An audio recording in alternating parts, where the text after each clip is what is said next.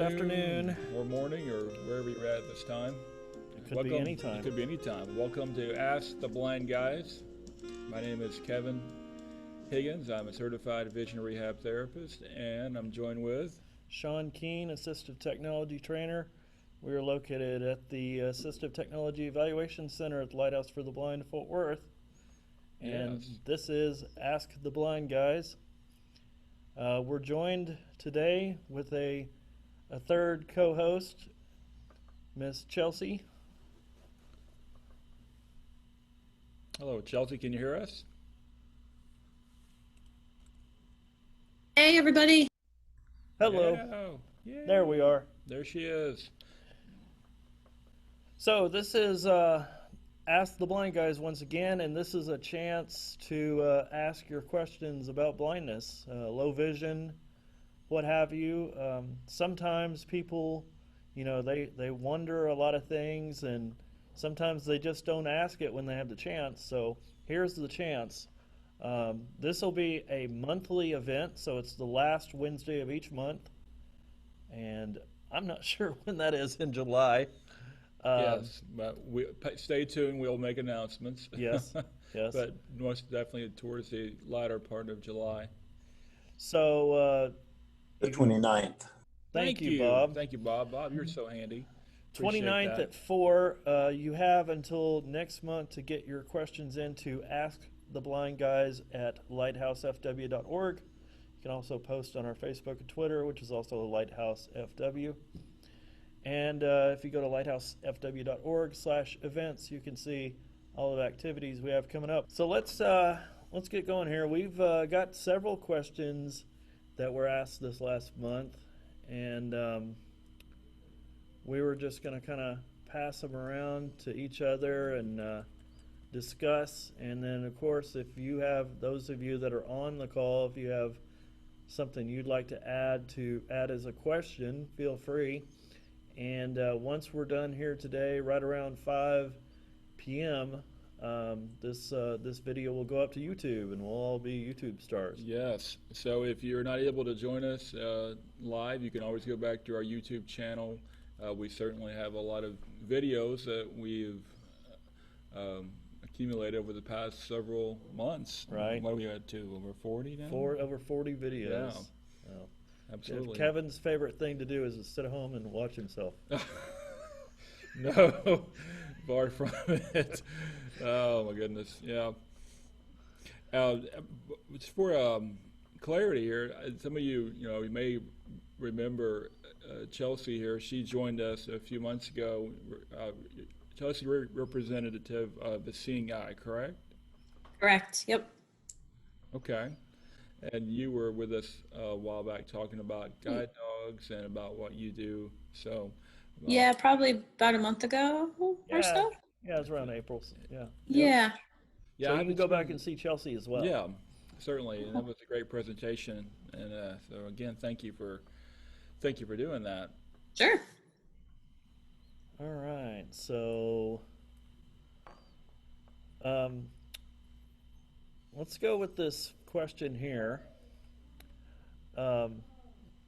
This will put Chelsea right on the spot first, So. Oh, gee, thanks. Put you in the hot seat. Yeah. Yes. I thought you were supposed to be nice to guests. Well, we are. But you've been a guest before. Yeah. Oh, I see. All right. Oh, you're broken in. So. Yeah. Right. Uh-huh. Have you ever heard of anyone having a strange guide animal like a talking bird, something obscure like that? I played a talking parrot once, a talking guide parrot. Does that count? So how does the harness work for that? It's really small. It's really small. Yeah, it's really small. Did it say my guide parrot is working on it, or? Well, it did, but the print was so small that nobody could read it, so it didn't matter. There was some recent story about like an African gray that was ordering things off Lady A. I saw that. There was something like that. Yeah, I saw Got a that. friend- Yeah, we got a friend that has an African gray um, out there. Those are the birds that really. I mean, they can imitate. They can imitate a cordless phone, like the beeps and stuff. It's really That's bizarre. really, really strange. Yeah. Yeah. Have you? What do you think about these guide horses, Chelsea? Well, Have you heard Have you ever seen have one? you heard I've of such a seen. thing before? Yeah, I've seen the. yeah, there was quote unquote a school, Guide Horse Foundation, I think they were called. And I believe they were in North Carolina Yep. or South Okay. Carolina. I think it was North Carolina. Right. And I think they trained like 2 horses, maybe. Yeah. And they're the miniature horses, like, they're the size of a large dog. Interesting. Um, and So I think they trained. And then there's 2 others that are owner trained, so that people train themselves. So I think there's maybe 4 or 5 out there, but that's about it. so do you have to be trained in like horseplay to I think you do. horses? Yeah, I think that's part of your Uh, training. Yeah, right. yeah, I think so. A lot of horsing around, I'm sure. Yeah, I'm sure. So, Hey guys, we have 2 questions. We had one from Dina. yes. Go ahead, Dina. Tina? Yeah, hi. Well, it actually wasn't a question. I was just going to mention that under the ADA, and you'll probably already know this, under the ADA, only dogs and miniature horses can be considered service animals. An emotional support animal can be something other than a dog or a miniature horse, but emotional support animals are not granted the same, they're not allowed in as many places as service animals are. Right. So there is a distinction between the two, and y'all probably already knew that. So Sure. Well, that's a good distinction to make, though. Thank you. And then we have one more question. Hold on. All right. Under whiting, go ahead. Yes. When before I went to guide dogs to get my second guide dog, I had thought about a miniature pony for a guide horse, and we lived out in Texas, kind of out in the sticks anyway, so it was something that I was very interested in. They said though that they give you 2, so one is your guide pony, and then the other one is just a companion for your guide pony when Interesting. they get home. And I thought it was just very interesting. I read all about it, and I was pretty serious about it. They talked about problems getting like in a taxi cab, because you're a pony, you're not going to just get up and sit in the seat like your guide dog might. Sure. And You can't put a saddle on them either, right? and then they wear little tennis shoes, so you could have some little pink tennis shoes for your girl pony and little blue ones for your boy. Yeah. That's awesome. I didn't know that. Yeah, I read all about it while I was working in Austin, and I was seriously thinking about that, getting a guide pony instead of getting Janetta later on down the road. So what would you feed a horse then? Would you have to have stockpiles of hay, or? Probably, yeah. You have to have. So when we moved to Nacogdoches, and it was, we lived where we had some land, and we could have definitely done that. But I saw the problems and stuff that guide pony might come up against that is not really his fault or her fault. Yeah. It just is what it is. She's a pony, not a guide dog. So I think that, I don't know if it's still even open for people getting guide ponies anymore, Right. but They're I haven't not. heard. Yeah, I haven't They're heard not. much. Yeah, that's what I thought. Yeah, it just kind of ended. So guide dogs are it. Yeah. All right. They're the workhorse now, Yep, they are. more than the actual horse. Thank you. Thank you. All right. So, how do you understand social cues that you can't see? Do you hear that through tone and voice? Ooh, that's a rough one. Ooh, that is a tough one. You know, go ahead, Chelsea, please. I think some of it you do get through tone of voice. Um, You know, there's a lot of non-visual communications. An Absolutely. example Yeah. that I always thought of when I was younger and single was like if you go out somewhere, somewhere in public, social event or bar, something along those lines. Um, if you're sighted, you can go in a place and look around and see who might either be trying to get your attention or might look bored or and when you're blind you can't. So like the other side of the coin is you just got to be either more outgoing, that you have to um, more of the initiative to go up to someone and talk, but still it's kind of like playing the lottery because you're like well Yeah. you know so I find you can tell sometimes by the direction of someone's voice, if they're if they're looking at you when they're talking to you. Because if I'm talking to Sean right now and I kind of look down like this away from Sean when I'm talking to him, well, Sean's gonna know that I'm not looking at him. I could tell from that social cue. Um, I will tell a quick story from a teacher perspective. I had students over the years that I've taught Braille, and some of them have been low vision, and they're learning Braille tactily, and they're not supposed to be using their vision.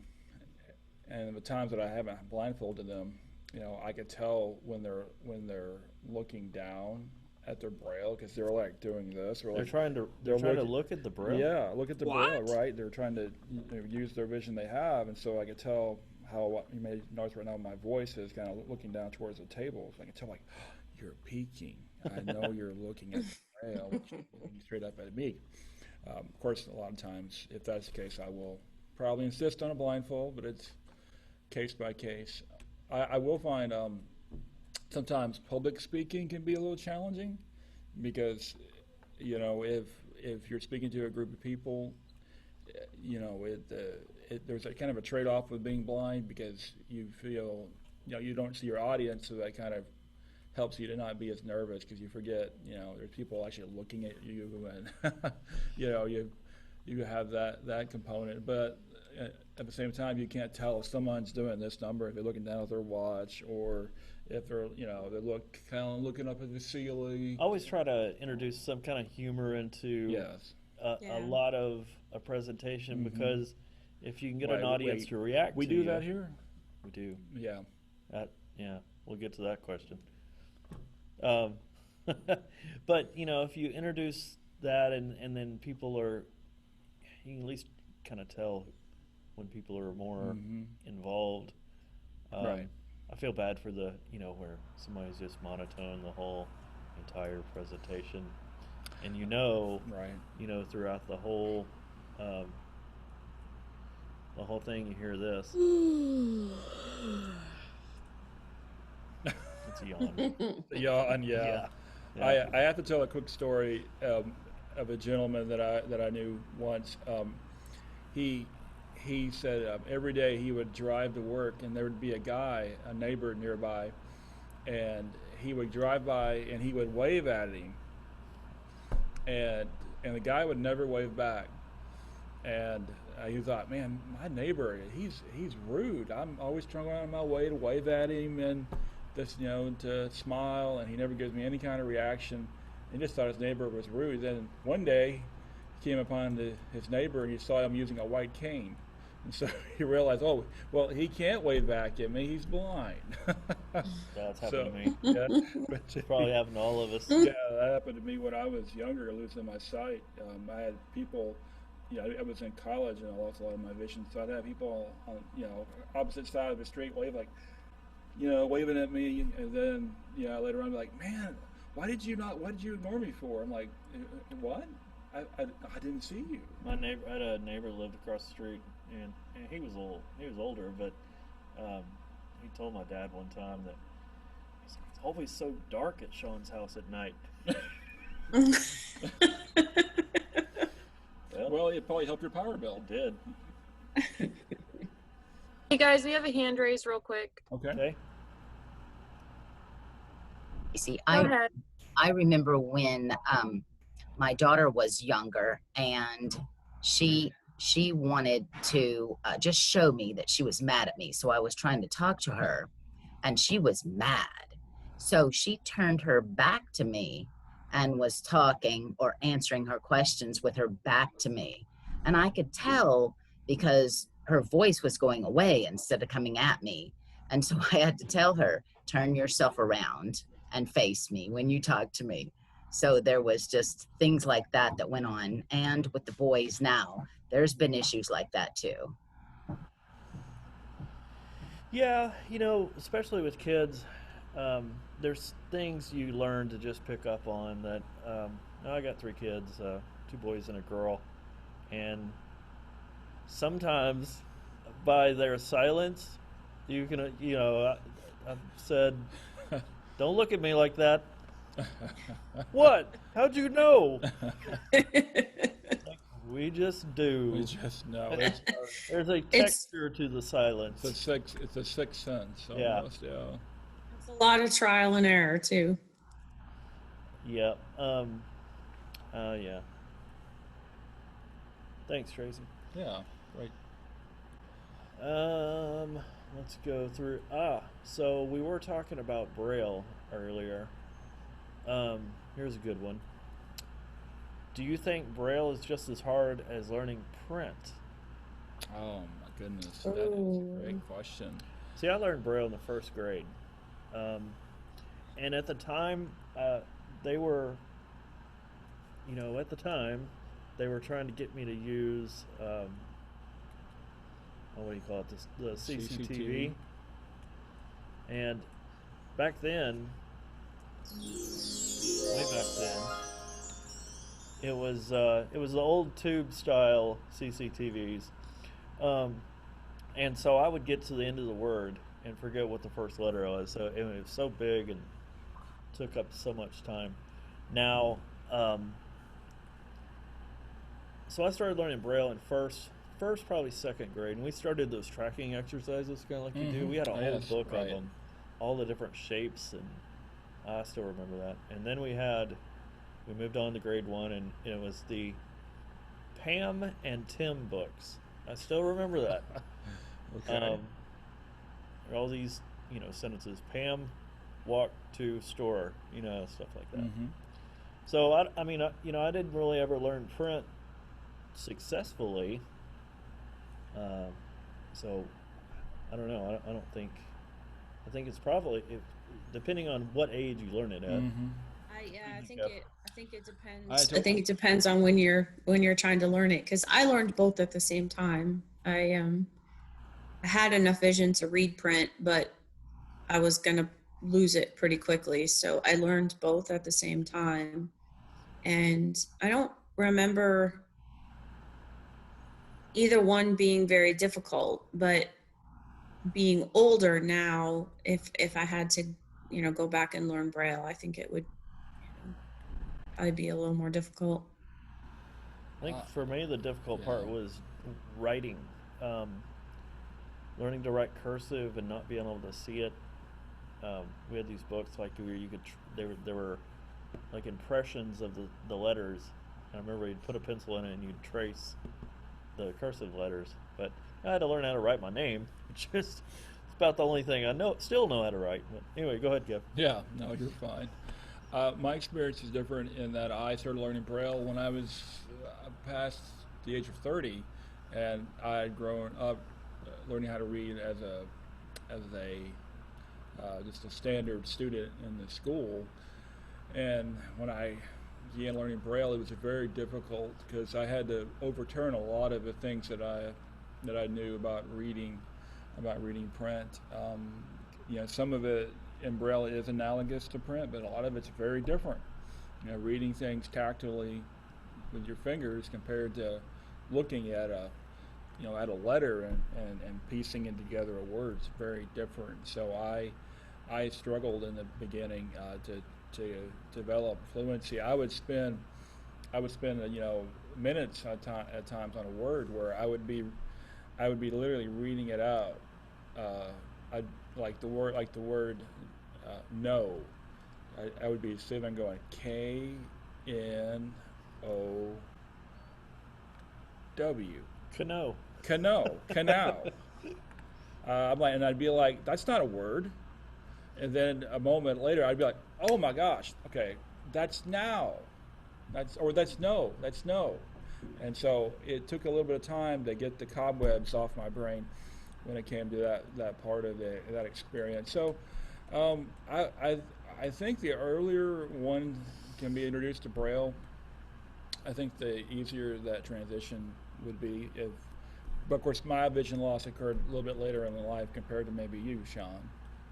But if I had a time machine, I'd like to have been introduced to it much earlier. Good question. We got any questions before we move on? Questions or comments? Is Go anybody ahead, else? Bob. I was just wondering where can I find one of those script boards and the boards with the raised letters for learning cursive?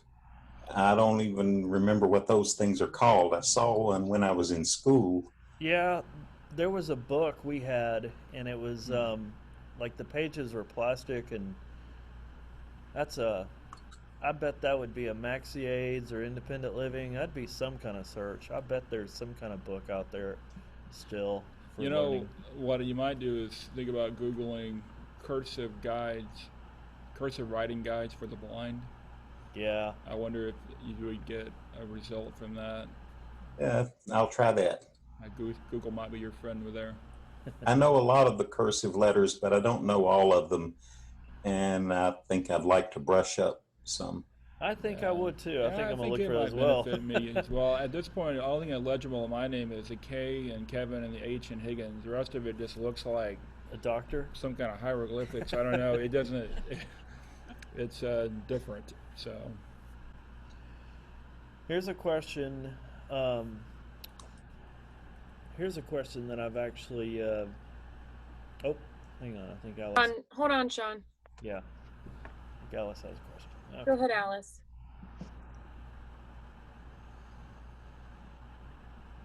She not? You might have to unmute yourself, Alice. There we go. Okay, There you go. I was going to say something and also ask a question. The first thing is, well, you know, I'm older and Braille is out of the question because of my fingers, but I am going backwards with my writing. That's something that's been interesting to me is I'm losing my ability to write things. I write large. Bob writes so small I can't even see what he writes. But I write large, and it's very hard for me to think about what I'm writing because you don't do that after what Kevin said. You know, you really don't think about what you're writing. You don't think about the spelling after a while. You just write. And now I have to think about everything I write because I'm not sure I get the letters in the right place and all those things. My question was about script talk. Oh. Has anybody know anything about it and about problems with getting them to put the labels on at the drugstores? Alice, that is an excellent question. Just something to think about. In July, I'm actually going to do a full presentation about script talk via Zoom. So I will hope to address that question then. I think I'm looking at Was it 8th or the 13th. 13th. 13th, Okay. yeah, Monday the 13th. We haven't sent out any announcements about it officially, but I have been in contact with Envision America and getting the tools that I need to do that presentation thoroughly. So that is an excellent question. I love the equipment, but getting the drugstores to cooperate are Yes, a real problem. it can be challenging. I certainly Yeah. certainly appreciate that. But yes, we'll get more in depth about that in July. Okay. Okay, thank you. Mm-hmm. Thanks, Alice. We have another one from Tracy. Okay. I wanted to just tell Alice that when I am doing any type of messaging or emailing on my phone, I just do the voiceover to write my message and send it. So I noticed too that my son, he has a hard time with spelling. And so he does a recorded message whenever he sends me a message or any of his friends. It's a recorded message dictated on his phone. And he does that all the time. And then emails and stuff like that also. He just sends recorded messages. Very good. Yeah, good. Thank you, Tracy. The next question actually is something I've been researching now for about the last couple of days. And this is something I've known about for a while, but not actually explored into to getting. The question is, can you customize canes, like putting like flames on it or cool paint designs? This person wrote, I'm sure I'd want some kind of like Pegasus wings or dragon wings on it or something. So there's a website called Custom Canes, or I believe it's actually Custom Cane, and it's custom with a K, so it's KUSTOMCANE, either S or not, but it's .com. And so this guy up in Tennessee lost his vision. He used to work in a shop. He had a shop that did car detailing, and like adding the pinstripes and all the fancy stuff on these sports cars probably. And so he lost his vision. He thought, these canes are kind of boring. What can we do different? So he's got quite a gallery on there. I remember one of them is like a seashell cane. It's got like a couple of shells and a coconut and like an umbrella, all kinds of ocean kind of based things on there. There's a cane on there. It's called a chameleon cane. It actually changes colors. It's purple, green, and purple depending on the lighting. Right. Just make sure it doesn't match the color of the asphalt or the road when you're crossing. I'm tempted to get that one. That sounds cool. Oh my gosh. They take a straight cane and put like flames down it. That's awesome. Flame stripes or something. So it's customcane.com. Chelsea, are you familiar with that? I actually know the guy who owns that company. Oh, you do? I do. I know Jimmy pretty well. So Okay. yeah. Well, that's We have a hand raised real quick. hang on. I was just gonna say it would be neat to do something similar with guide dog harnesses. That was a long time ago. we do. Seeing Eye does like an auction every year to raise money, and one of the auction items every year is a custom harness. And we have a lady that she does a bunch of leather work, so she'll like custom your harness. And I saw one of the custom harnesses a while ago, and the girl was a Baltimore Ravens fan, I think. So she had like her dog's harness was all Baltimore Raven colors, and it had footballs on it, and it was actually really cool. Yeah. All right, Tina. Dina, go ahead. Yeah, I just wanted to mention there's another company called Elegant Insights. Yes. I don't remember the name of the woman who runs it, but she makes custom jewelry with Braille themes, or there's like Braille in the jewelry.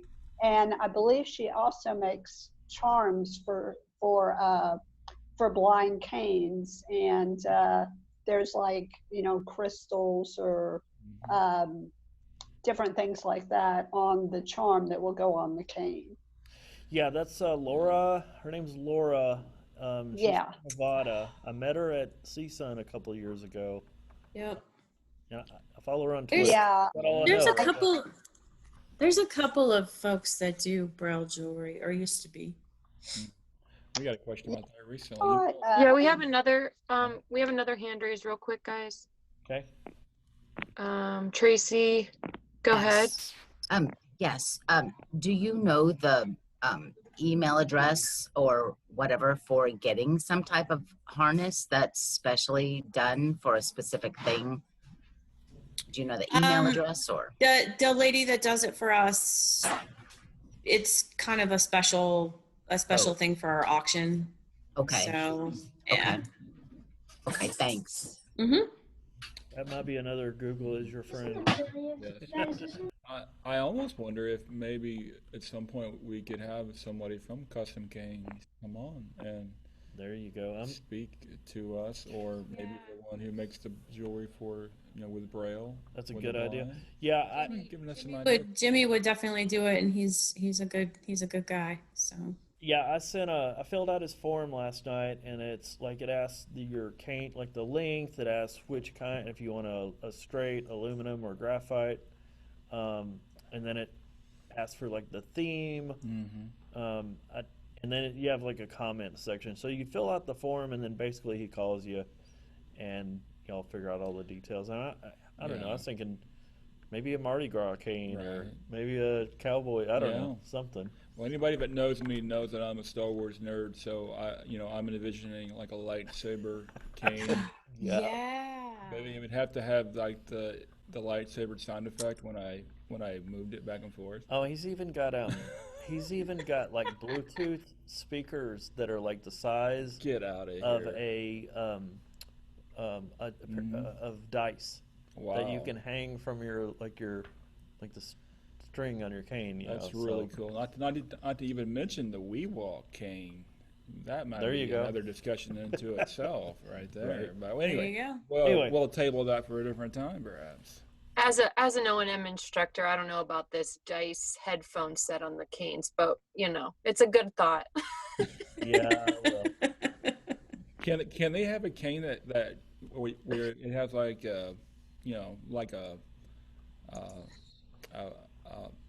where it would honk, where you could push a button and it would honk, and maybe people they got would one get with a out of bell your, on it, like get out a of your way. Yeah, get you a cowbell. one of those like bike Have horns. more cowbell. Right. More cowbell. Anyway, so I didn't even have a sound effect ready. didn't even for have that. a sound Too bad. effect. In fact, you've had no sound effects. Oh, I've done a few. You have? Yeah. I haven't heard any of them. I guess they had to be post. Yeah. Oh, I just heard one right then. Very subtle. All right. Any other questions? We have a couple of more, don't we? So we've kind of been. Let me get up to it. Well, there's the biggest prank you've ever pulled. Oh my gosh. There's been so many up here that count. I don't even know if that's even ethical to talk about. I mean, I don't want to give people listening any ideas to do to one another. I mean, Right. you have to be responsible with it. But But if you can't have a little bit of fun with it, what's the point? you're right. It's true. So I went to, gosh, this is another one of those way back thing. So I went to a rehabilitation center that might have been in Austin. It might have had some initials with the C in it, but we're not going to talk about that. And it was back in '93, maybe. And there was a guy there that we got into his room and totally rearranged his furniture. I mean, we put his bed. I mean, we put his dresser on top of his bed. Yeah, he didn't know what to do when he got in there. So that was You rearrange your furniture on him. Nice. oh, big time. That's so insensitive, time. Sean. Eh, Can I tell a story about somebody else? Of course. Certainly. That's- Yeah. Story time. Yeah, story time. So this was many, many moons ago as well.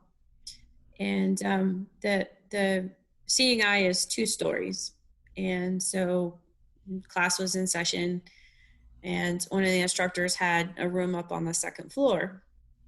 And it was in the evening. It was a summer class. And summer classes are typically full of younger people. And he was in his room writing reports. Folks were hanging out in the lounge. And all of a sudden, his phone starts ringing. And they're like, "Oh, you need to come quick. You need to come quick. Somebody's dog is getting sick." And so he jumps up to run out into the lounge to help out, and he can't open his door. His door is stuck. So people keep calling. They keep calling. "You need to come quick. You need to come quick. Just so and so's dog is getting sick."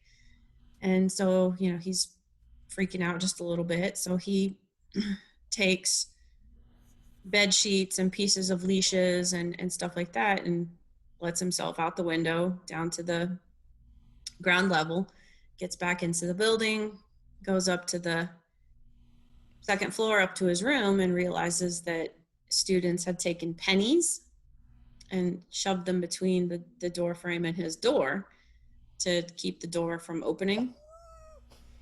So he really quietly goes and takes those pennies and goes into the lounge, and everybody's in there laughing their butts off. "Oh, we got him, and he drops the pennies on the table, and he's like, "Thanks a lot, guys." And he just walks away. Chelsea. So that's probably the biggest prank, a bunch of blind people played on a sighted person. Yeah. Chelsea, have you ever you've never been at a convention and had somebody take your dog, have you? Sounds like a setup here. No, that's never happened. I think so. Another mutual friend we all have here. Are you? Yeah. Somebody took somebody's guide dog when they weren't looking. Just maybe to a different table. Oh, That's they're all. People do it all the time. I'll tell a quick one there. There's a lot I could tell, but I had a friend of mine in college. She was blind, and she had this new phone, and she wanted to show it to me. So she handed me her phone, and I said, "Oh wow, cool. Here, check out my phone." So I handed her back her own phone. And she's like, "Oh wow, your phone, it's a lot like mine." Well, that's because it is your phone. Like, you're a jerk. Because she was all like, "Wow, it's just like it's the same kind of design and everything." Because I handed back her own phone. Because that's the kind of friend I am. But it's all in good fun, right? Yeah. Right. Yes, it is. Okay. Yeah, good. Questions? Oh gosh.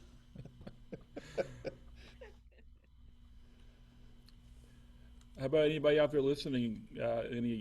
Anybody in your family played a prank on you, or maybe likewise you had some good-natured fun with somebody else who was blind? Oh, come on. Got to be somebody out there. I'm surprised Alex doesn't have something at least. I'm trying to throw anyone under the bus here, all right? There had to be something in O&M training that'd have been an ultimate. I mean, because you did opportunity hundreds of hours of blindfold training, did you not? Yeah. I mean, there was definitely a couple signs that I kissed when I was blindfolded, that's for sure. when I was doing my training as an O&M. So that was fun. People just let me run into signs, and like, because I was such a fast walker, people were like, all right, let's just let her run into things to tell her to like to learn to slow down. And people were just letting me walk into things left and right because I was the young one in the group. So Yeah. they're like, oh, she can take it. So I was always the one that ended up running into signs. This wasn't a joke, but I remember walking along a sidewalk one time, and I was like too close to the edge, like where the cars were parked, Yeah. and I caught like the corner of a Oh, license yeah. plate about the middle of my leg. That caused a lot of stitches. Yep. Sometimes that happens. Yeah. Had me I'm a thinking mobility about it. instructor. They'll let me run. All into right, it. let's We have Tracy has her hand raised real quick. Oh no, I lost her. There she is. Okay. Go ahead, Tracy. When I lived in North Dakota, I was a member of the North Dakota Association of the Blind, and we did a camp in the summertime, and we also did of adults. They had young kids camp and stuff, but this was all adults. And then we had the Ski for Light program that we would have drivers that would take us down to South Dakota for the Ski for Light program. And there were amongst us all over the state of North Dakota, some visually impaired people that would get together, and we did all kinds of stuff. There would be an ice cream cone in somebody's bed. There would be eggshells that we saved all year long for people's beds. And Oh my God. we did all kinds of stuff the whole week at camp. And then during the Ski for Light program, we were supposed to be doing cross country skiing, but some of us also did downhill skiing. And then we would have people that would even sing to us to get us down that hill. But we did all kinds of crazy things to each other and just had a blast.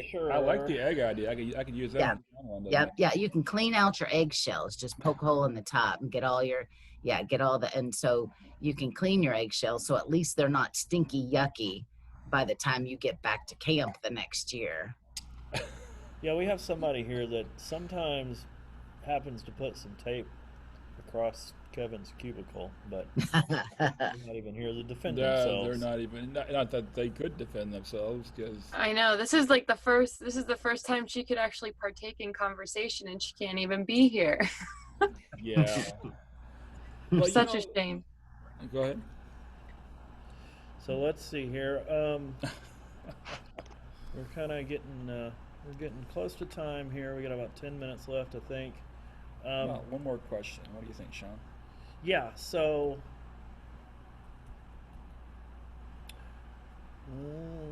Let's see.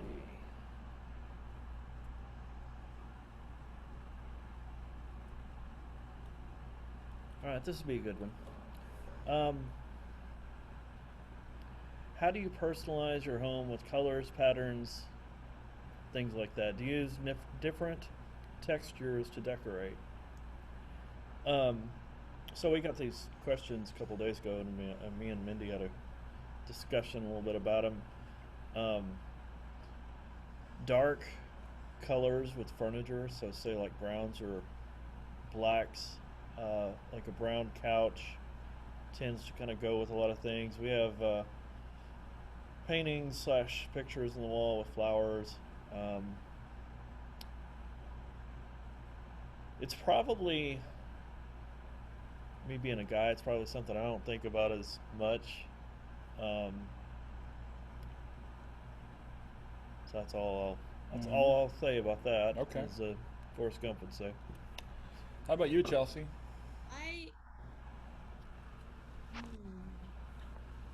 When I was younger, I still had enough vision to be able to decorate with, colors and stuff like that. And now that I'm older and my vision is pretty much gone, I ask for sighted assistance. And I'm also very fortunate that I have a husband who's really good at that stuff. But I have found as I've gotten older, I tend to gravitate towards things with texture than I did when I was younger and had more vision. So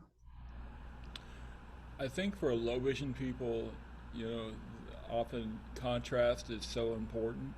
yeah, yeah, Even now, for me, I have some sight, although it's not really much in the way of functional vision. But I find that I like my walls to be kind of a wider color, and my floors to be dark, because that there's a contrast that's provided for that. And in the past, although I don't have it at this time, I used to have like a like colored a beige colored couch, and then I would have like maybe an Afghan that was darker in contrast with the beige couch, because that combination would kind of pop. And I would I would do that, so it would it would look decent, but also it would be it would visually eye catching for someone like me at the time as low vision.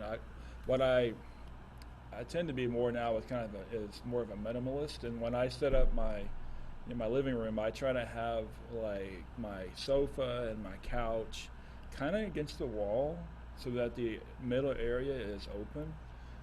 Because once upon a time, I used to have like this glass table that was in kind of the middle of an apartment I lived in at the time, and what I what I would find myself doing is running into that. It was a real shin breaker. So I would walk into it, and I walked into that enough times. I thought, this has got to go, because it's just, it's, well, painful. so, so I try to leave the open area of the living room open with no tables. Um, and some people prefer a coffee table, and that's fine. But to each his own. So that's a great question. We have two hands raised. So first we have Bob.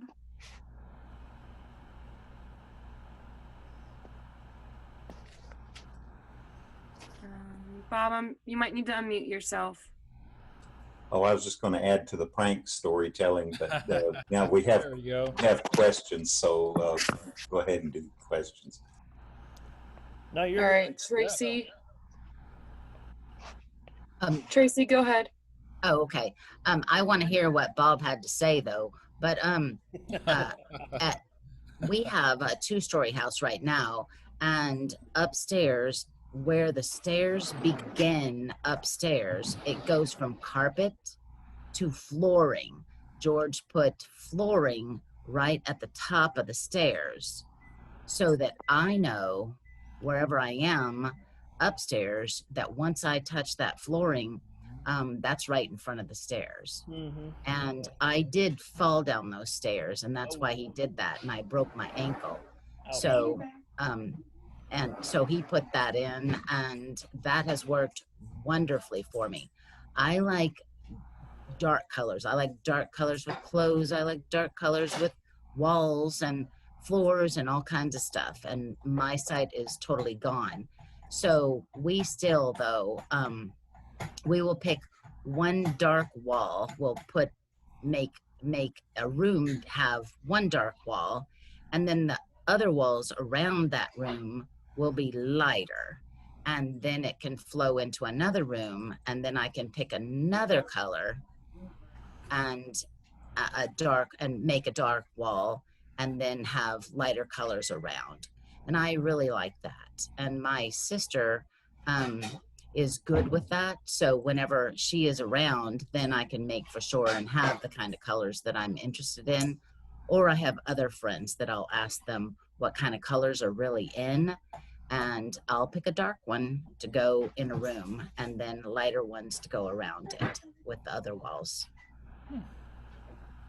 Excellent. certainly using technology might be that's another use for something like IRA or Be My Eyes, one of those two as Yeah. well. So, Yeah, absolutely. Somebody to look, give you feedback on that. I've always wondered with hanging pictures how that might be something useful yeah. for that, to make sure that the frame isn't askew. Mm. Yeah, that would be something I could see, being helpful. Mm-hmm. Well, let's let Bob have the last word. I'm sure Go this ahead, Bob. is good for us. I had a coworker at General Dynamics back in the 80s, and we would play pranks on each other. Uh, uh, One time I taped his space bar down on his keyboard, and his computer wouldn't even boot up, of course, because it couldn't pass the keyboard test. And that frustrated him no end. It took him a long time to figure that out. I go, well, couldn't you see that? It was right in front of you. And he got me back. He taped the switch hook down on my phone and then called me. So when I picked it up, it just kept ringing. But we were always doing stuff like that, and Oh, that's great. those things have a tendency to escalate. So we were You careful. kind of one up each other, right? Yeah, so we were careful to not do that. I mean, like when the Vaseline comes out, it's time to de-escalate. Well, on that note, thank you, Bob. Thank you for sharing. I think the takeaway from a lot of this is that I'm not going to be able to stop laughing. Is when you're blind, you gotta find the funny, right, Sean? You gotta find the humor in the situation. Because a lot of times you find yourself in situations that are a little uncomfortable and sometimes awkward, or maybe trying with your patients. And if you can find some humor in that, it will kind of help you kind of wade through those waters, right? Right. Yeah, absolutely. Well, alrighty. Well, I guess that's going to be all for us today. Chelsea, thank you so much for joining us. Oh, thank you for having me. This was fun. Hopefully we'll have you back soon. Absolutely. Guys, real quick, Tracy has Yes. something real quick. Okay. All right. I remember something, Kevin. I remember something, Kevin, that you and Rudy used to do to each other. And I think there was Vaseline on his doorknob or something like that, and then some kind of banana peel somewhere. Yeah. All right. Well, thank you guys for joining. And we'll see you back here on Monday. Join us on Facebook at Lighthouse FW, Twitter Lighthouse FW. You can always find our events, videos, everything else at www.lighthousefw.org, and send your July Ask the Blind Guys questions into asktheblindguys@lighthousefw.org. And otherwise, Sean and I are available here at the Lighthouse. If you have any questions, comments, please don't hesitate to give us a call. We're open from 7 to 5:30, Monday through Thursday.